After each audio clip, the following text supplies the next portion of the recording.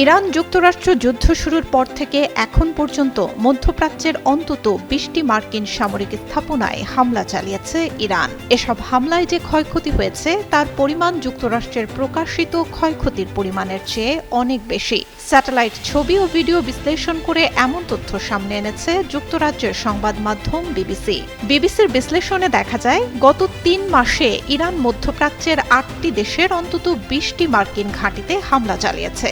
এতে যুক্তরাষ্ট্রের কোটি কোটি ডলারের অত্যাধুনিক আকাশ প্রতিরক্ষা ব্যবস্থা, জ্বালানি সরবরাহকারী বিমান ও রাডার ধ্বংস হয়ে গেছে। বিশ্লেষকদের মতে, হামলা হওয়া মার্কিন স্থাপনার সংখ্যা ২৮টিরও বেশি।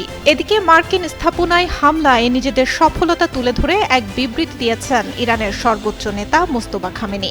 তিনি বলেন, মধ্যপ্রাচ্য এখন আর মার্কিন সামরিক ঘাঁটির জন্য নিরাপদ কোনো জায়গা নয়। যদিও ক্ষয়ক্ষতির সঠিক পরিমাণ প্রকাশ করেনি ট্রাম্প প্রশাসন। হোয়াইট হাউস বরাবরই দাবি করে আসছে, ইরানের সামরিক সক্ষমতা প্রায় সম্পূর্ণই ধ্বংস হয়ে গেছে। তবে নিরাপত্তাজনিত কারণ দেখিয়ে বিবিসির এমন প্রতিবেদন নিয়ে কোনো মন্তব্য করতে চাননি মার্কিন কর্মকর্তারা। সংঘাতের সত্যতা লুকাতে কমার্শিয়াল স্যাটেলাইট কোম্পানি প্ল্যানেটকে মধ্যপ্রাচ্যের নতুন ছবি প্রকাশে অনির্দিষ্টকালের জন্য নিষেধাজ্ঞা দিতে অনুরোধ জানিয়েছে ওয়াশিংটন। তবে বিকল্প স্যাটেলাইট প্রযুক্তির সাহায্যে মার্কিন ক্ষয়ক্ষতির এই চাঞ্চল্যকর চিত্র সামনে এনেছে বিবিসি।